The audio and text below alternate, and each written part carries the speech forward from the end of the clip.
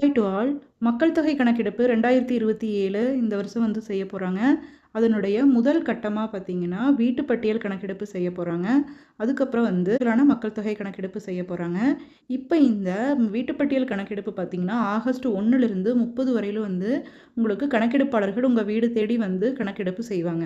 அதுக்கு முன்னாடி இப்போ ஜூலை 17லிருந்து ஜூலை 31 வரையிலும் பார்த்தீங்கன்னா, செல்ஃப் எனுமரேஷன் போர்ட்டல் அதாவது சுய கணக்கெடுப்புக்கான ஒரு ஆப்ஷன் நம்மளுக்காக குடுத்துருக்காங்க. இந்த ஆப்ஷன்ல போயி அவங்கவங்களோட வீடு பத்தின டீட்டெயில் எல்லாத்தையும் அவங்களே குடுத்துக்கலாம். அதை எப்படி மொபைல் மூலமாவே ஆன்லைன்ல எப்படி ஈஸியா செய்யலாம் அப்படிங்கிறத தான் நம்ம இந்த வீடியோல பார்க்க போறோம். வீடியோ ஃபுல்லா ஸ்கிப் பண்ணாம பாருங்க. உங்களுக்கு ரொம்ப யூஸ்ஃபுல்லா இருக்கும். நீங்களே உங்க வீட்டோட டீட்டெயில் எல்லாத்தையுமே குடுத்துக்கலாம். சரிங்களா? அதில கேட்கக்கூடிய 33 விதமான கேள்விகள் என்னென்ன? அதுக்கு நீங்க எப்படி ஆன்சர் பண்றது எல்லாமே இந்த வீடியோல பார்க்கலாம். அது மட்டும் இல்லாம நீங்க இத கம்ப்ளீட் பண்ணதுக்கப்புறம் உங்களுக்கு ஒரு ஐடி வரும். எஸ்இஐடின்னு ஒரு செல்ஃப் எனுமரேஷன் ஐடி. அந்த ஐடிய நீங்க வந்து நோட் பண்ணி வச்சுக்கங்க. உங்களுக்கு மெசேஜாவும் வரும்.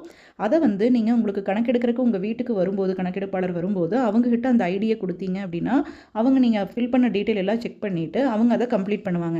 இப்ப நீங்க ஃபில் பண்றது நீங்க கம்ப்ளீட் ஆகாது. அவங்க வரக்கூடிய கணக்கெடுப்பாளர் அத வந்து ஃபுல்லா செக் பண்ணிட்டு, அவங்க தான் அத ஃபைனலா வந்து அத சப்மிட் குடுக்க முடியும். நீங்க குடுத்து முடிச்சத வச்சே நான் முடிச்சுட்டேன். எங்க வீட்டோட கணக்கெடுப்பு முடிஞ்சுது அப்படின்னு நினைக்கக்கூடாது. அவங்க வந்து தான் அத கம்ப்ளீட் பண்ண முடியும். நீங்க இப்ப போட்டு வச்சுட்டீங்க அப்படின்னா, அவங்க வரும்போது இவ்வளோ கொஸ்டின்ஸ்க்கு நீங்க ஆன்சர் பண்ணிட்டு இருக்க வேண்டியதில்ல. வர்றவங்களுக்கும் டைம் சேவ் ஆகும். நீங்களே உங்க வீட்டோட டீட்டெயில் பத்தி குடுக்கும்போது, அந்த விவரங்கள் ரொம்ப துல்லியமானதாவும் இருக்கும். அதனால வந்து இப்போ நம்ம செல்ஃப் எனுமரேஷன் எப்படி செய்றதுன்னு பார்க்கலாம். அதுக்கு முதல்ல உங்களோட குரோம் ப்ரௌசர்ல போய் சர்ச் பார்ல வந்து se.census.gov.inன்னு குடுத்துருங்க. அதில செல்ஃப் எனுமரேஷன்னே ஃபர்ஸ்ட் ஒரு ஆப்ஷன் வருது பார்த்தீங்களா? அத கிளிக் பண்ணுங்க. அத கிளிக் பண்ணீங்கன்னா, இந்த மாரி தான் உங்களோட பேஜ் ஓப்பன் ஆகும். நான் மொபைல்ல எப்படி பண்றதுன்னு தான் காமிச்சிட்டுருக்கேன். இந்த பேஜ் இப்படி ஓப்பன் ஆகும். இதில பார்த்தீங்கன்னா, HLO லாகின் வருது பார்த்தீங்களா? ஸ்டேட் ஆர் யூடிய நம்மள செலக்ட் பண்ண சொல்றாங்க. ஸோ, நம்ம அத கிளிக் பண்ணி நம்மளோட ஸ்டேட்டான தமிழ்நாடுங்கிறத நம்ம செலக்ட் பண்ணிக்கலாம். சரிங்களா? அதுக்கப்புறம் இந்த கேப்சாவ நீங்க கிளிக் பண்ணணும். இந்த கேப்சால இங்க என்ன குடுத்துருக்காங்களோ, இத அப்படியே எக்ஸாக்ட்டா டைப் பண்ணுங்க. உங்களுக்கு அது வந்து கொஞ்சம் கன்ஃப்யூஸா இருக்கிற மாரி இருந்ததுன்னா, நீங்க வேற கேப்சா கூட எடுத்துக்கலாம். இத எக்ஸாக்ட்டா அப்படியே டைப் பண்ணுங்க. இப்ப வேற கேப்ச்சா நான் டைப் பண்ணியிருக்கிறேன். ஸோ, இத மறுபடியும் வெரிஃபை அண்ட் ப்ரொசீட் குடுத்தீங்கன்னா, நீங்க கரெக்ட்டா பண்ணிட்டீங்கன்னா, இந்த மாரி அடுத்த பேஜ் ஓப்பன் ஆகும். அதாவது இதில பார்த்தீங்கன்னா, நாங்க டெர்ம்ஸ் அண்ட் கண்டிஷன்ஸ் குடுத்துருக்காங்க. ஹிந்திலயும் குடுத்துருக்காங்க, இங்கிலீஷ்லயும் குடுத்துருக்காங்க. நீங்க இங்கிலீஷ்ல இருக்கிறத வந்து நீங்க ரீட் பண்ணி பார்த்துக்கங்க. இப்ப நம்ம போடுறது பேஸ் 1. இப்ப பேஸ் 1ல வந்து HLO மட்டும் தான் செய்ய போறோம். பேஸ் 2ல தான் வந்து ஆக்சுவல் மக்கள் தொகை கணக்கெடுப்பு செய்ய போறோம். Through this portal, you may provide information for HLO pertaining to a household. It will take around 15 to 20 minutes to complete the process. இந்த ப்ராசஸ கம்ப்ளீட் பண்றதுக்கு 15 to 20 மினிட்ஸ் ஆகும்னு சொல்றாங்க. After confirmation and submission, you will be provided a self enumeration ID through SMS and email. நீங்க email ID குடுத்துருந்தீங்கன்னா, இமெயிலுக்கும் வரும். இல்லைன்னா SMS மூலமா உங்களுக்கு செல்ஃப் எனுமரேஷன் ஐடி உங்களுக்கு ரிசீவ் ஆகும். அத வந்து ஒரு எனுமரேட்டர் வந்து உங்கள விசிட் பண்ணுவாங்க உங்க வீட்டுக்கு. அப்ப இந்த வந்து செல்ஃப் எனுமரேஷன் ஐடிய நீங்க அவங்க கிட்ட ஷேர் பண்ணணும். அப்ப வந்து அத அவங்க கம்ப்ளீட் பண்ணுவாங்க. சரிங்களா? இப்போ ஓகே குடுங்க. ஓகே குடுத்ததுக்கப்புறம் பார்த்தீங்கன்னா, ஸ்டேட் அதிலேயே டிஃபால்ட்டா வந்துச்சு. நம்ம ஆல்ரெடி செலக்ட் பண்ணதுனால. இப்ப name of the head of the ஹவுஸ்ஹோல்டுன்னு இருக்கு. நம்ம வீட்டோட ஹெட் யாரோ அவங்களுடைய நேம இந்த இடத்துல டைப் பண்ணணும். இம்பார்ட்டன்ட் நோட்டீஸ் என்னன்னு குடுத்துருக்காங்கன்னு பாருங்க. Please enter the name of the household correctly. Once registered it cannot be சேஞ்ச்னு குடுத்துருக்காங்க. ஸோ ஹவுஸ்ஹோல்டினுடைய ஹெட் யாரோ உங்களுடைய நேம கரெக்ட்டா குடுத்துருங்க. ஒன்ஸ் ரெஜிஸ்டர் பண்ணிட்டீங்கன்னா, சேஞ்ச் பண்ண முடியாதுன்னு குடுத்துருக்காங்க. ஸோ ஓகேன்னு குடுத்துட்டு, உங்க வீட்டோட ஹெட் யாரோ அவங்களுடைய நேம இந்த இடத்துல டைப் பண்ணிக்கங்க. ஸோ இந்த மாரி டைப் பண்ணிட்டு மொபைல் நம்பர் கேட்கும். மொபைல் நம்பர் நீங்க குடுங்க. மொபைல் நம்பர குடுத்துட்டு இமெயில் ஐடி ஆப்ஷனல் தான். வேணும்னா குடுத்துக்கலாம். இல்லைன்னா வந்து விட்டுறலாம். வெரிஃபை அண்ட் ப்ரொசீட் குடுத்தீங்கன்னா, நீங்க எந்த மொபைல் ஐடி குடுத்தீங்களோ அதுக்கு ஒரு ஓடிபி வந்திருக்கும். அந்த ஓடிபி நீங்க இந்த இடத்துல திரும்ப என்டர் பண்ணணும். ஸோ இந்த மாரி ஓடிபிய நீங்க குடுத்துட்டு, வெரிஃபை ஓடிபி குடுங்க. ப்ளீஸ் செலக்ட் அ லாங்குவேஜ்ன்னு இருக்கு. நீங்க இந்த இடத்துல லாங்குவேஜும் செலக்ட் பண்ணணும். இங்க மேல ஆப்ஷன் இருக்குது பார்த்தீங்களா? இந்த இடத்துல லாங்குவேஜ செலக்ட் பண்ணணும். நீங்க முடிஞ்ச அளவுக்கு தமிழே குடுத்துங்க. அப்பதான் உங்களுக்கு வந்து கொஞ்சம் ஈஸியா இருக்கும். ஸோ தமிழ் குடுத்துட்டு வெரிஃபை ஓடிபி குடுங்க. இல்ல உங்களுக்கு இங்கிலீஷ் தான் ஃபெமிலியரா இருக்கும் அப்படின்னா, அது கூட குடுத்துக்கலாம். சரிங்களா? இப்ப என்ன சொல்லியிருக்காங்கன்னு பாருங்களேன். உங்கள் எஸ்இஐடியை உரிய கணக்கெடுப்பாளருக்கு ஒதுக்க வரைபடத்தில் உங்கள் வீட்டின் இருப்பிடத்தை குறித்ததை உறுதிப்படுத்தவும். வரைபடத்தில் சிவப்பு இருப்பிட குறியீட்டை உங்கள் வீட்டின் மீதோ அல்லது உங்கள் வீட்டிற்கு அருகிலோ நகர்த்தவும் குடுத்துருக்காங்க. உங்களோட வீடு எங்க இருக்குன்னு நீங்க லொகேஷன் பார்த்து கரெக்ட்டா நீங்க குடுக்கணும். இதுக்கு சரின்னு குடுத்துட்டு, இப்ப கீழ பாருங்க அமைவிட விவரங்கள்னு வந்திருக்கு. இதுல வந்து ஸ்டேட் வந்து அவங்களே வந்துட்டாங்க. மாவட்டம் செலக்ட் பண்ணுங்க. உங்களுடைய மாவட்டம் என்னவோ அத வந்து நீங்க செலக்ட் பண்ணுங்க. மாவட்டத்த செலக்ட் பண்ணிட்டு, அடுத்து உங்களோட பின்கோடு கேட்குறாங்க. பின்கோட டைப் பண்ணுங்க. பின்கோட குடுத்துட்டு, முக்கிய நில அடையாளத்தை உள்ளிடவும் ஒரு ஆப்ஷன் இருக்கு. அந்த ஆப்ஷன்ல என்ன பண்றீங்க அப்படின்னா, உங்களுக்கு நியரஸ்ட்டா ஏதாவது ஒரு பிளேஸ் இருந்ததுன்னா, அத குடுக்க சொல்றாங்க. ஸோ பக்கத்தில் ஏதாவது ஒரு ஃபேமஸான பிளேஸ் இருக்குது நியரஸ்ட்டாக ஏதாவது இருந்ததுன்னா அதை நீங்கள் கொடுக்கலாம்.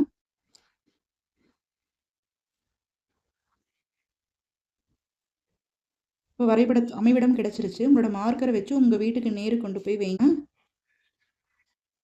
பாருங்க 2 ஃபிங்கர்ஸை யூஸ் பண்ணிங்கன்னா இங்கே மேப் மூவ் ஆகும்னு கொடுத்துருக்குறாங்க. நீங்கள் நல்லா ஜூம் பண்ணிக்கங்க.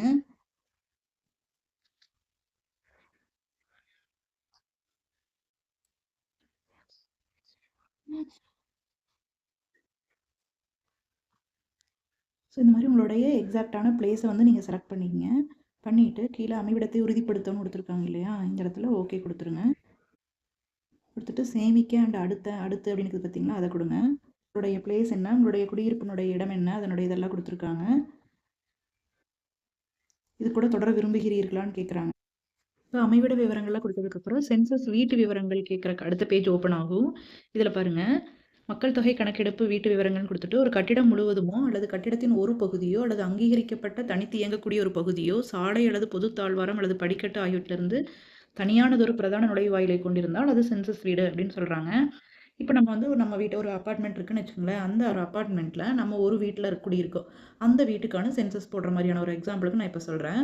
இப்போ சென்சஸ் வீட்டு தரையின் பிரதான கட்டுமான பொருள், நம்மளோட தரை வந்து மண்ணால் ஆனதா அல்லது சுட்ட செங்கல்லா, கல்லா, சிமெண்ட்டா, மொசைக்கா அப்படின்னு கேட்டிருக்கிறாங்க.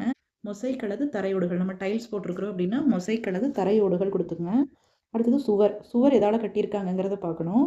நம்ம வந்து கல் கலவையோடையா இந்த மாதிரிலாம் கேட்டிருக்கிறாங்க. செங்கல்ல நம்ம சுட்ட செங்கல்லால் தான் வந்து சுவர் கட்டியிருக்கிறோம் அப்படின்னா சுட்ட செங்கல் கொடுத்துங்க. அதே மாதிரி கூரையோட பிரதான பொருள் என்னன்னு கேட்டிருக்கிறாங்க. நம்ம வந்து ஒரு வேளை வந்து கான்கிரீட் வீடாக இருந்துச்சு அப்படின்னா நம்ம கான்கிரீட்னு போட்டுக்கலாம். சென்சஸ் வீட்டோட நிலைமை நல்ல நிலைமையில் இருக்குதா, வசிக்கக்கூடிய நிலையில் மட்டும் இருக்குதா, பாழடைந்த நிலைக்கு தான் கொடுத்துருக்காங்க. ஸோ நான் இந்த இடத்துல நல்ல நிலை அப்படிங்கிறத கொடுக்குறேன். அடுத்தது சேமிக்க அடுத்துன்னு வந்துடும். மறுபடியும் தொடர விரும்புகிறீர்களான்னு கேட்கும். ஆம் கொடுங்க. சரிங்களா, இப்போது தகவலில் இப்போ கொடுக்க போகிற பாருங்கள். இக்குடும்பத்தில் சாதாரணமாக வசிக்கும் நபர்களோட மொத்த எண்ணிக்கை எவ்வளோன்னு கேட்குறாங்க. அந்த வீட்டில் எத்தனை பேர் இருக்காங்களோ அந்த டீட்டெயில் மட்டும் கொடுங்க. கொடுத்துட்டு குடும்பத் தலைவரோட பேர் நம்ம ஆல்ரெடி கொடுத்ததுனால அங்கே டிஃபால்ட்டாக வரும். இப்போ குடும்பத் தலைவருடைய பெயர் என்னன்னு கேட்டிருக்கிறாங்க. தேர்ந்தெடுக்கப்பட்ட மொழியில் வந்து உள்ளிட சொல்லியிருக்கிறாங்க. ஸோ நீங்கள் தமிழ் தேர்ந்தெடுத்ததுனால தமிழில் நீங்கள் கொடுக்கணும்.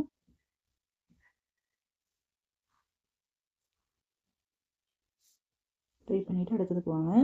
குடும்பத் தலைவரோட பாலினம் என்னன்னு கேட்டிருக்கிறாங்க. ஆனா பெண்ணாங்கிறத கொடுத்துருங்க. அடுத்தது வந்து அவங்க என்ன பட்டியலை சார்ந்தவங்கன்னு கேட்டிருக்கிறாங்க. சரிங்களா, மேற்படி வகுப்பு, அதாவது எஸ்சி வகுப்பா, எஸ்டி வகுப்பா, இல்லை இது ரெண்டுலேயும் இல்லாமல் வேறவங்க இருக்கிறாங்கன்னா நீங்கள் மற்றவை கொடுத்துக்கலாம். எஸ்சி எதுவாக இருந்தால் எஸ்சின்னு கொடுங்க, எஸ்டி மலைவாழ் மக்களாக இருந்தால் எஸ்டி கொடுங்க, இல்லைன்னா மற்றவையாக கொடுத்துருங்க.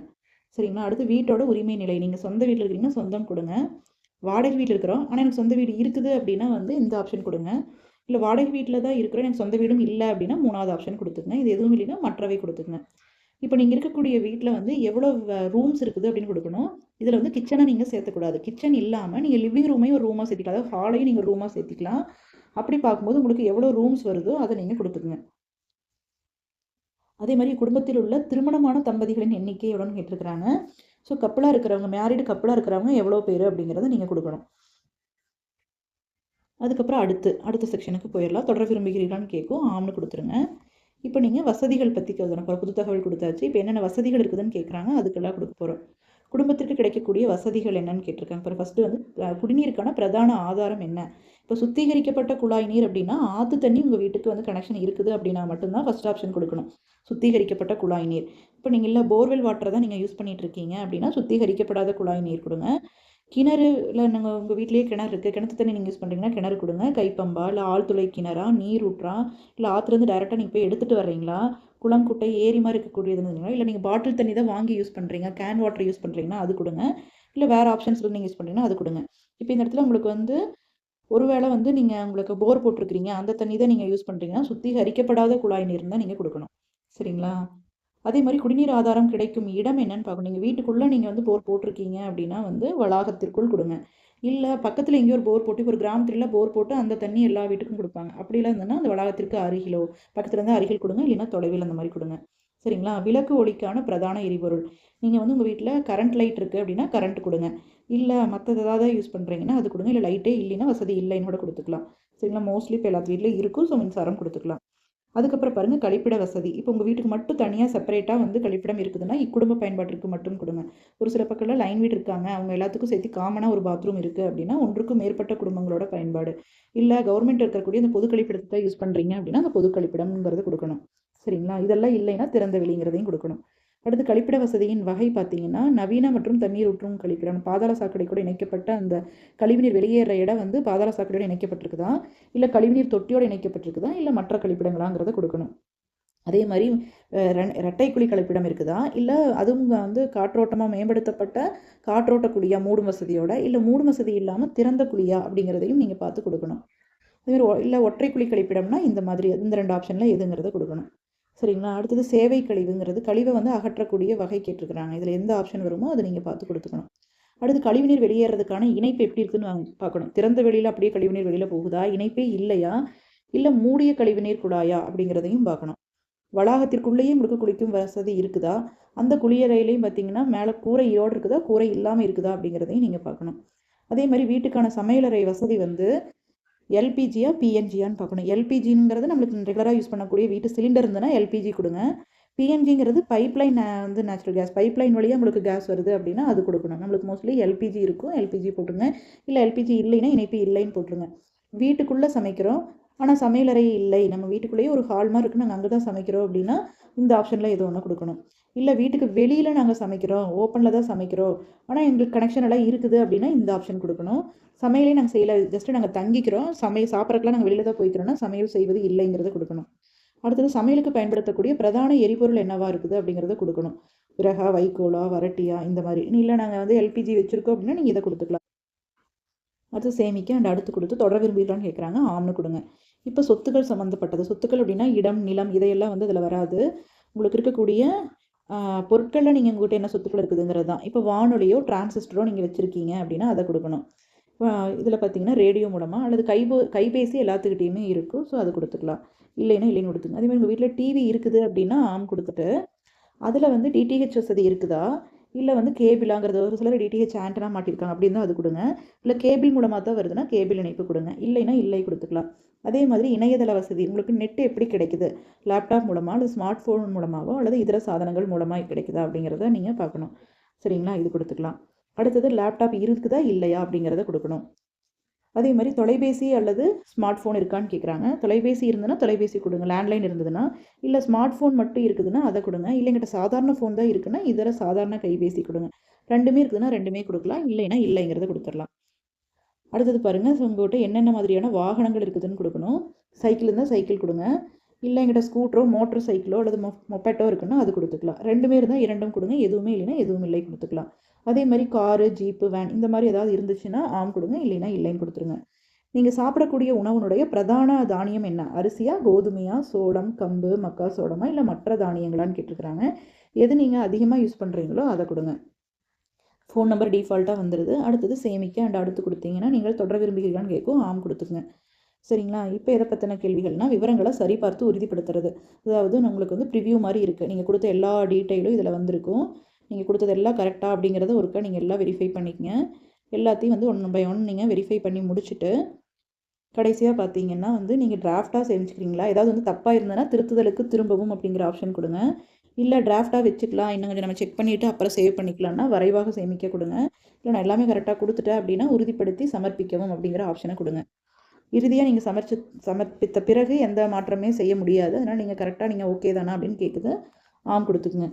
சரிங்களா? இப்போ பார்த்தீங்கன்னா இப்போ உங்களோட ஹெச்எல்ஓ இன்னும் ஃபுல்லாக கம்ப்ளீட் ஆகலை. உங்களோட வந்து ஹெச்எல்ஓ முடியணும் அப்படின்னா வந்து உங்களுக்கு வரக்கூடிய கணக்கெடுப்பாளர்கிட்ட இந்த ஐடியை நீங்கள் கொடுக்கணும் அப்படின்னு சொல்கிறாங்க. நீங்கள் வந்து ஒரு வேளை மெயில் ஐடி கொடுத்துருந்தா அதுக்கும் வந்திருக்கும், இல்லைன்னா நீங்கள் என்ன மொபைல் நம்பர் கொடுத்தீங்களோ அதுக்கு மெசேஜாக வந்திருக்கும், அதை வந்து நீங்கள் சமர்ப்பிக்கணும்னு சொல்கிறாங்க. சரிங்களா? அவ்வளோதான், வெற்றிகரமாக சமர்ப்பிக்கப்பட்டதுன்னு வந்திருக்கு. அதுக்கப்புறம் உங்களுக்குன்னு ஒரு ஐடி வந்திருக்கு பாருங்கள், இந்த ஐடி தான் நீங்கள் நோட் பண்ணி வச்சுக்கணும். சரிங்களா? இதை தான் வரும்போது அவங்களுக்கு கொடுக்கணும். இவ்வளோ தான். இதை மட்டும் நீங்கள் ஃபினிஷ் பண்ணிவிட்டு இந்த ஐடி மட்டும் நோட் பண்ணி வச்சுக்கோங்க. உங்களுக்கான எனுமரேட்டர் வரும்போது அவங்ககிட்ட இந்த ஐடியை கொடுத்தீங்கன்னா அவங்க ஒருக்கா வெரிஃபை பண்ணி பார்த்துட்டு எல்லாம் ஓகேன்னா அவங்க சப்மிட் கொடுத்து அதை கம்ப்ளீட் பண்ணிக்குவாங்க. நீங்களே உங்களதில் செஞ்சு பாருங்கள். ஏதாவது டவுட் இருக்குது அப்படின்னா கமெண்ட்டில் கேளுங்க, நான் உங்களுக்கு அதுக்குரிய ஆன்சர் சொல்கிறேன். தேங்க்யூ.